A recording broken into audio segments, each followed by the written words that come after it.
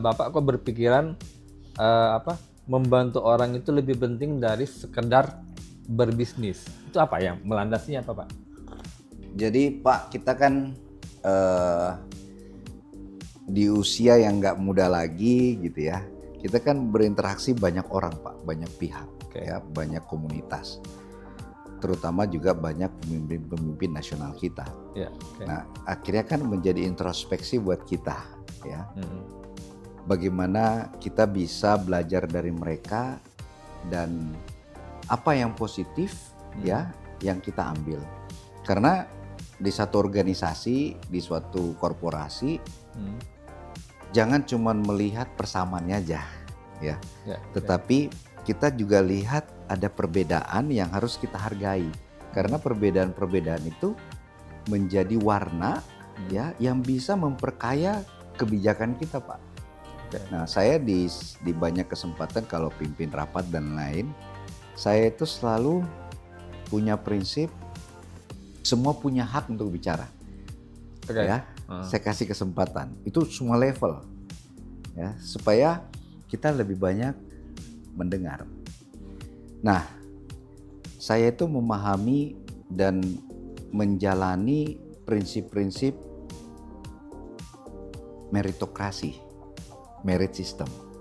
Ya Pak ya, artinya dalam satu organisasi tidak ada yang instan Pak, ya tidak ada yang instan. Nah, kita melalui proses bagaimana semua organisasi Pak, korporasi itu mau sistemnya sebagus apa, yang mengeksekusi itu adalah sumber daya manusia. Jadi fundament paling utama adalah peletakan pemikiran positif dan progresif bagi sumber daya manusia. Ya. Tetapi pada saat ada promosi, ada kenaikan jabatan, selalu dilihat konsep merit sistemnya. Ya, karena kalau tidak nanti terganggu ekosistem daripada sumber daya manusia. Saya penganut pemimpin yang pragmatis, Pak. Ya, pragmatis artinya dalam situasi yang saat ini kecepatan itu nomor satu. R&D perlu, ya. Jadi saya punya prinsip menempatkan orang yang tepat di tempat yang tepat, tetapi di waktu yang tepat. Ya Pak ya. Karena tidak semua leaders itu pas di waktu yang krisis misalnya. Nah ini harus kita combine. Dan leaders itu selain tadi pragmatis, tadi kita penuhi meritokrasi, honest Pak, jujur. Ya itu tadi saya bilang Pak, kecerdasan, ya kepintaran itu memang diperlukan. Tetapi nanti tergantikan dengan robot dan lain-lain itu Pak, AI. Era sekarang Pak ya. Era sekarang ya. Nah robot tuh nggak punya nurani kan Pak. Nah kenapa kita selama ini sudah menjadi manusia, mempunyai jabatan, mempunyai kedudukan, mempunyai kewenangan, tidak memaksimalkan nurani. Nah pada saat itu kebijakan kita harus selalu tidak dilihat as is aja.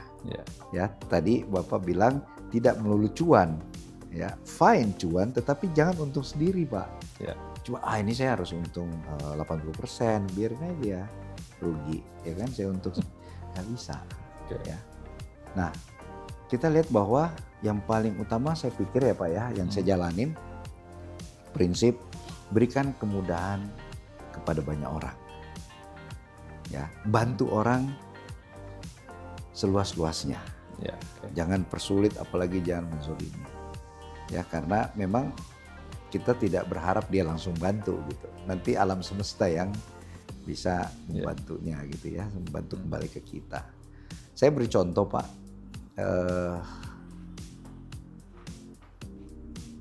Saya sering ingin membantu pesantren-pesantren, misalnya komunitas-komunitas pesantren. Membantunya juga kita pengen yang berkelanjutan. Saat saya dulu jadi dirut pelabuhan di Krakatau International Port di Cilegon, pesantren itu kami bangun entrepreneurship santri entrepreneur.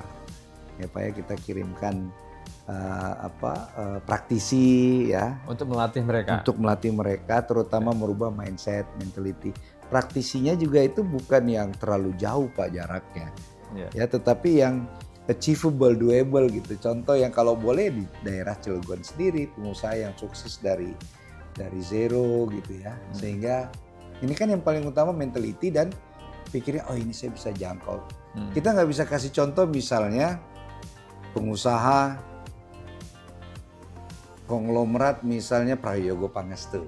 Terlalu jauh Terlalu Pak, jauh gitu kan. Aduh ya kan, atau misalnya Antoni Salim gitu, bahkan Hairul Tanjung ini. Kita yang doable aja Pak. Ya misalnya pengusaha UMKM yang dari omset misalnya 10 juta sebulan dia bisa menjadi 100 juta. Nah, itu kiat-kiatnya kita kasih.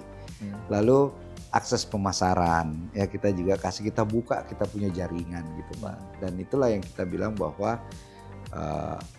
yang paling utama itu pendidikan dan modal bukan di bangku sekolah ya Pak, tetapi di kehidupan nyata dengan banyak bergaul Pak Edi, yang punya sosial yang tinggi gitu ya Pak, dan tidak melihat kasta ya Pak ya, di mana-mana kita bisa masuk. Nah ini yang saya pegang Pak Edi, dan juga ke teman-teman, mentality birokrasi itu dikurangi tanpa menghilangkan compliance ya Pak ya, tanpa menghilangkan mitigasi resiko, tanpa mengenyampingkan risk management. Tetapi jangan selalu risk management ditaruh di depan. Taruhnya di sebelahnya. Jadi berbarengan. Ya, tapi kalau dia di depan Pak, wah ini karena aturan permen ini nggak bisa, karena ini nggak ada yang mau bisnis sama kita Pak. Nggak jalan-jalan Pak. Nggak jalan-jalan. Tapi aturannya seperti kita coba ya.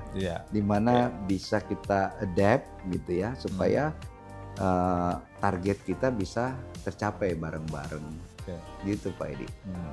Nah, kembali lagi saya tanyakan, ini yang melandasinya apa nih? Apakah filosofi tertentu, ajaran tertentu, atau ada pesan dari leluhur yang Bapak implementasikan sekarang? Ya, tentu ada yang saya sampaikan tadi. Misalnya orang tua saya, karena orang tua saya itu dari militer gitu ya Pak ya. Ayah saya dulu militer dan sempat jadi bupati di Sulawesi Selatan. Itu bahkan mengajarkan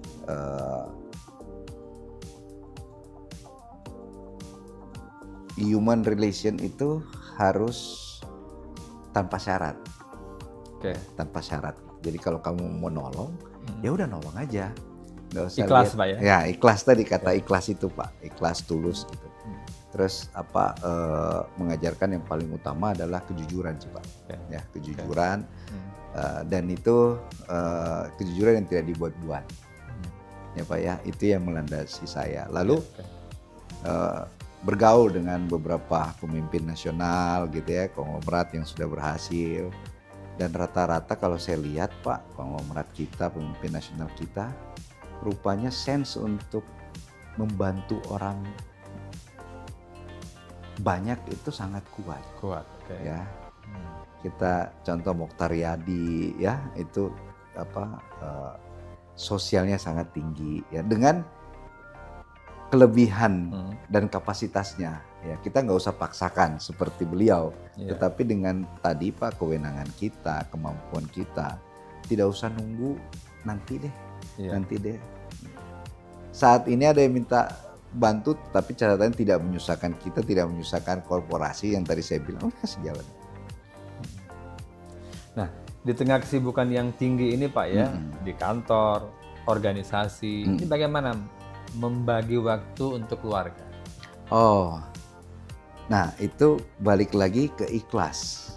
Ya, saya juga bangun keikhlasan kepada keluarga, mulai dari istri sama anak-anak, ya, sehingga mereka pun bisa paham bahwa selama orang tua saya ikhlas di luar dan amanah, mereka tahu keterbatasan waktu saya Pak, sehingga dengan keterbatasan waktu saya coba upgrade kualitasnya, ya quality time-nya saya upgrade. Misalnya dulu masih bisa Sabtu Minggu rutin gitu ya, sekarang mungkin Minggu ya, jadi Minggu itu fully buat keluarga. Buat keluarga. Tapi kadang-kadang juga nih Pak, sahabat-sahabat karena waktunya juga susah, juga ingin silaturahmi Minggu, ya. Dan saya berikan pengertian sama keluarga. Oke, kita gabung ya sama sahabat saya. Karena sahabat saya juga saya anggap keluarga. Jadi family time itu Pak tidak terbatas daripada keluarga inti, keluarga kecil gitu loh Pak. Jadi sahabat juga itu adalah family. Sahabat dan relasi juga Pak ya. Menjadi keluarga besar gitu Pak. Nah itu yang saya punya prinsip. Jadi social relationship itu nomor 1 Pak. Jadi ada investasi sosial gitu ya Pak ya.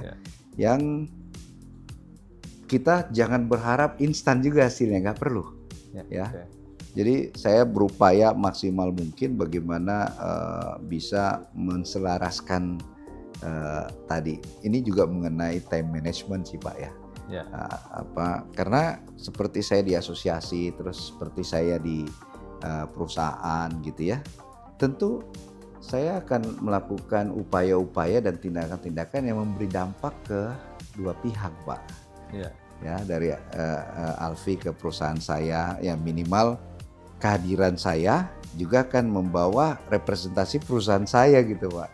Nah ini yang kadang-kadang banyak yang tidak paham ya kan, karena kehadiran sosok itu tentu membawa brand ya Pak ya. Jadi sosok itu menjadi sangat penting gitu Pak ya, tentu dengan nilai-nilai yang positif yang melekat di sosok tersebut.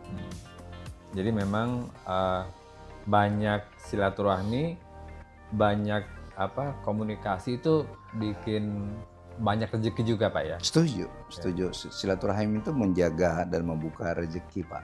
Ya. Bikin panjang umur Pak ya. Panjang umur ya, setuju. Happy ya, karena kalau kita happy senang ya, pasti lebih sehat ya kan. Nah kuncinya itu sih Pak, makanya olahraga juga nggak bisa ditinggal. Nah kalau untuk olahraga, Pak Akbar apa olahraganya? Saya dulunya lari Pak, ya lari, bukan lari dari kenyataan ya. Nah cuman karena usia terus bobot gitu ya, jadi akhirnya jalan. Jalan sama renang. Ya saya berenang, sebelumnya juga tenis tapi beresiko juga ya, kita lihat high risk tadi ya Pak ya, harus kita ikutin gitu. Biasanya kalau udah ada problem itu yang direkomendasikan renang dan sepeda statis Pak. Ya sepeda statis ya, setuju. Berenang itulah yang the best practice ya, berenang. Satu pekan berapa kali Pak kalau Bapak berenang? Saya at least sekali seminggu at least ya. Biasanya 2 kali seminggu, Sabtu Minggu, karena waktu kalau berenang itu kan lebih lama dibanding kita jalan pagi atau gym. Iya betul. Ya kan persiapannya itu cukup lama, tapi target saya itu at least 1000 meter tuh berenang. Ya sekali. Jauh itu Pak? Harus 1000 meter. Baru selesai itu bisa 1 jam 15 menit. Lumayan kalau itu bisa dirutinkan. Ya, sama pola makan sama Pak, pola ini istirahat ya Pak ya. Begitu, Oke Pak, semoga sehat selalu dan bisa menginspirasi terus Pak ya untuk membaca kita Voice of Indonesia. Siap, saya juga apresiasi dan mensupport Voice of Indonesia karena namanya ini cukup viral ya, cukup menggugah. Voice of Indonesia. Siap, jadi Pak. harapan saya tema narasumber ini benar-benar menjadi suara daripada Indonesia kita untuk bisa menginspirasi ya kepada publik Pak Edi. Makasih sekali lagi Pak Edi.